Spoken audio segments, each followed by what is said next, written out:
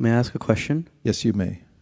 In Prahlad Maharaj's life, his mother. You were talking about that she stayed with Narad Muni in his ashram, and that she faced no fear, and she felt protected in that place, even though Narad Muni was a brahmachari, and she was a mother with with her child in her womb. How do we, in our current world right now, how do we find these kinds of devotees that we can trust to protect us? Because sometimes we may trust someone and then we realize they're unfit for that role, or being able to be there for someone else. So what is the way we can find, not Narad Muni of course, but devotees that we can trust with our own, with our lives and to take care of us? Trust is the most valuable substance one can have in all relationships. And trust does not come cheaply. It's not something where you can go to Ace Hardware and get a little meter. It grows organically within the heart by associating with someone over a long period of time and getting to know that person. When you see consistent behavior in someone, or good behavior, then you start to realize the good qualities in people. And when there are setbacks in that, in a personal relationship or in a community, then we also have to realize that humans have foibles also. You know what a foible is? Research department? I remember that word because my father once wrote me a letter about the foibles of, I said, okay, I'm looking it up. Human beings have frailties. Their human condition means we're overcome by emotions and so forth. Even in the Srimad Bhagavatam, we hear of great personalities, even from Brahma, having missteps. So when we see in devotees sometimes a misstep or a way in which we might say, oh, can I really trust this person?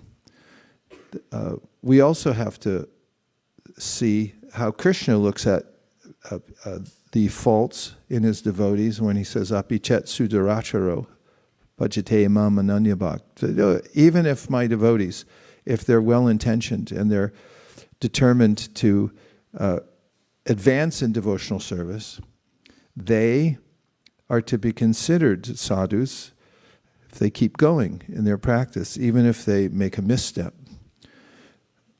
We must be careful to not categorically count out people for their faults, but at the same time, we also should, we are guided by the Shastra to be discriminating in whom we associate with.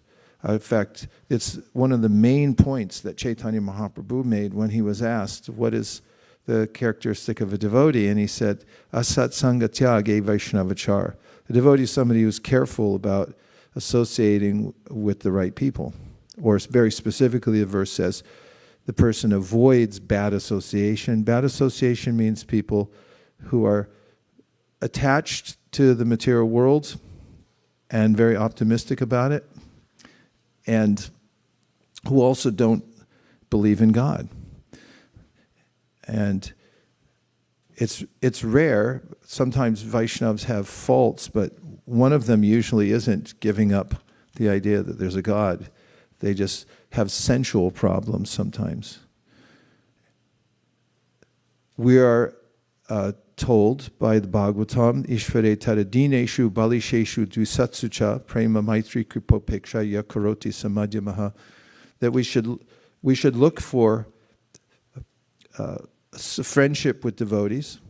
The verse also talks about avoiding people who are averse to devotees, but in commentaries, our acharyas say even amongst devotees, we should try to pick those that are complementary to us, that help us, and that we feel that we can trust. Others, we can also appreciate from a distance. You're not obligated to associate with everybody. In a very practical sense, we have to find our niche. We find by associating with those who we find to be helpful over a period of time, and we may observe them. For instance, as a guru-disciple relationship, Sanatana Goswami wrote the Hari Bhakti Vilas on the order of Sri Chaitanya Mahaprabhu, and the first two vilasas are about guru-disciple. So he mentions there that one should take time. The guru should take time to observe a disciple, and the disciple should take time to observe the guru, be around the person's notice. Do they actually, the spiritual master is not to rubber stamp people and just say, okay, you approached, you're in, you're initiated. Because that's an offense if a person doesn't actually have faith. And by the same token, there's a way in which the disciple has to hear from the spiritual master, ask questions, observe, and see, is this person guiding me in the right way, and do I have trust? And Prabhupada used to say that our whole society is based, its foundation is love and trust. You don't have that, what do you have? Even in corporations where people get paid, you can pay everybody, but if there's not some sense of trust in the people, then they don't even care if they're getting paid. They'll probably leave and go somewhere else because they won't feel comfortable there. So you can be sure that in the war of life and the fight against Maya, there are going to be some casualties. When we enter into the process of devotional service, there are assuredly going to be cases where somebody who was fighting the righteous fight and being the devotee will at some point fall victim to Maya. And we can see how Prabhupada dealt with that. He was careful to leave openings for such persons to come back to devotional service and continue their process. And even the Bhagavatam says, Swapada mulam bhajata priyasya tyaktanya bhavasya hare priyeshaha. Vikarma yachchot patitam katanchid tunoti sarvam hridi sanivishtaha. What should you do if you fall down from the path of devotional service? There's some vikarma. He says that you should continue on the path of devotional service because that's the way of rectification. Because Krishna is there within the heart, and he understands if you're sincere, if you had a misstep, if you continue, then he'll purify you. That's also his direction in the Bhagavad Gita. I mentioned the verse already, api chet, which means even if someone messes up, sudaracharo, you should still encourage them, and Krishna is encouraging, keep doing devotional service. And then in the next verse he says, Shri Pram Bhavati Dharmatma Shashvach Chantim Nagashati Kaunteya Pratijanihi Nami Bhakti Pranashati. Tells Arjuna, say it out loud, that such a person who keeps going is going to be victorious eventually because they're sincere and they keep trying. It's very individual. People find in certain devotees an ideal, and it's not for us to say, to tell individuals, no, not that one. In fact, Prabhupada mentions in the 7th canto of the Srimad Bhagavatam in his commentary, he said, for instance, a spiritual master, someone who's leading others in Krishna consciousness, if you go to the family members somewhere, they'll say, that guy? I could tell you a million things. He's a complete jerk. My brother? He doesn't know anything. Prabhupada said that that's a different context. You can't take it from them. You should still have your own understanding and connection to the person that you're taking help from as a Shiksha Guru or a Diksha Guru. And so answering the question is not a stereotype, although there are parameters. Trust is something that's very individual and that you develop after getting to know somebody and feeling inspired by somebody, and then seeing, how is this person helping me? You want to ask more? Did that answer your question, or is there more nuance to it? This is an important question. I really like that answer. Because we're part of a more global society where we don't have the opportunity to develop trust with everyone that we want to maybe trust. Maybe we can hear someone's lecture through YouTube and we can never meet them ever in our whole life.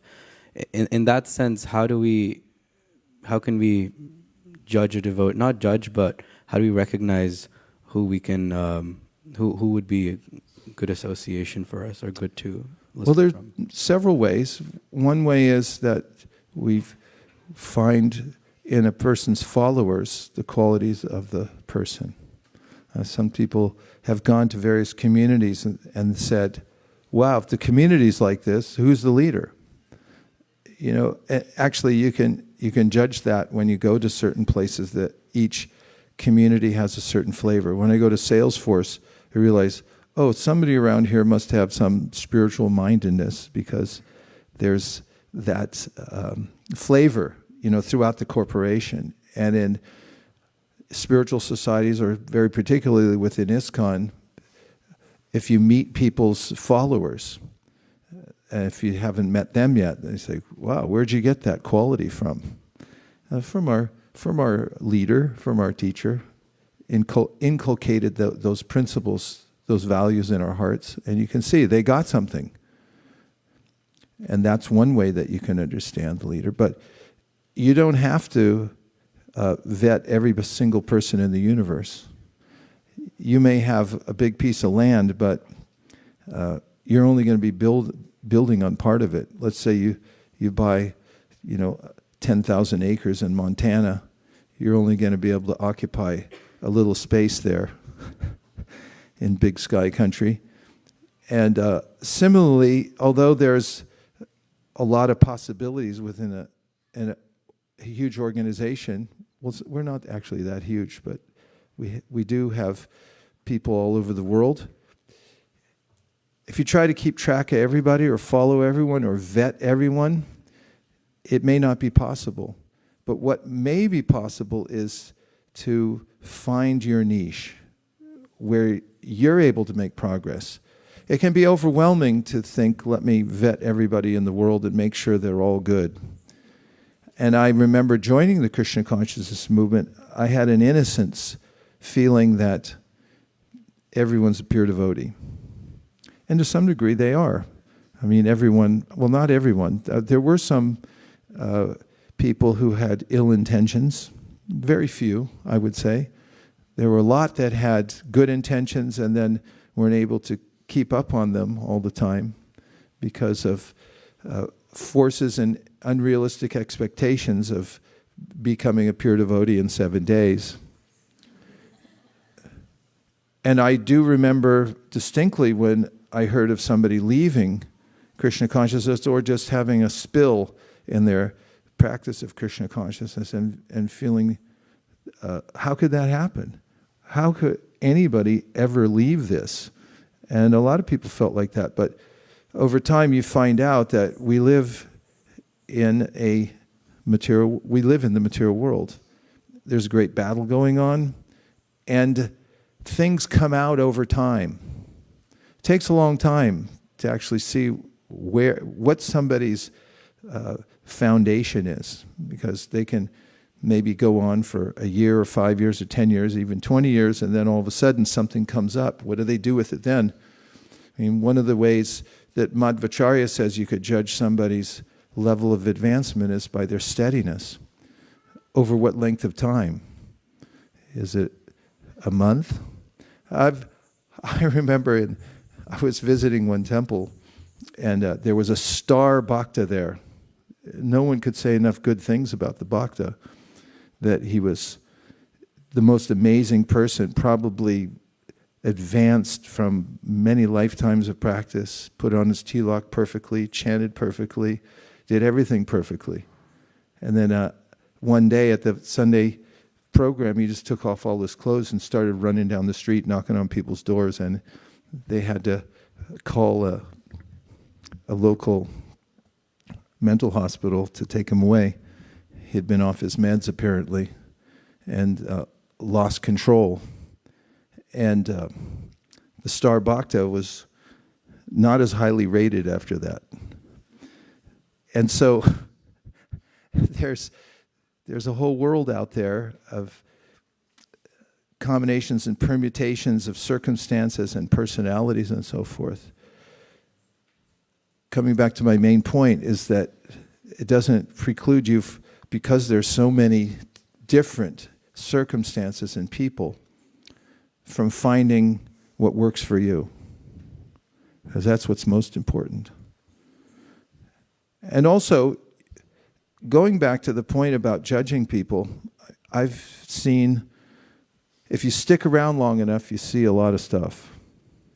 And one of the things that you do see, I've seen, is what Krishna says is true in the Bhagavad Gita, that if someone sticks to devotional service, even if they become diverted for some time, they can easily make a comeback.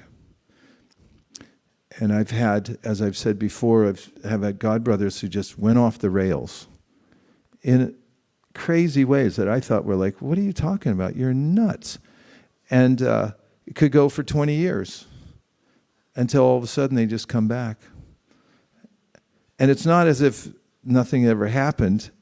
It's like when you're on Govardhan Parikram, someone gets off the path and they lose their place. They have to come back and start over again.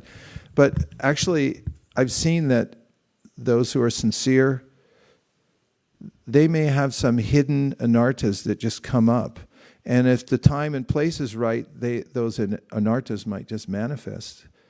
But because they're sincere, they can make a comeback also. And I've seen that again and again and again. And also, Krishna takes them back, and they're able to reestablish themselves in some kind of service. Maybe not exactly the way they were before, but Krishna's very kind, and so are his devotees.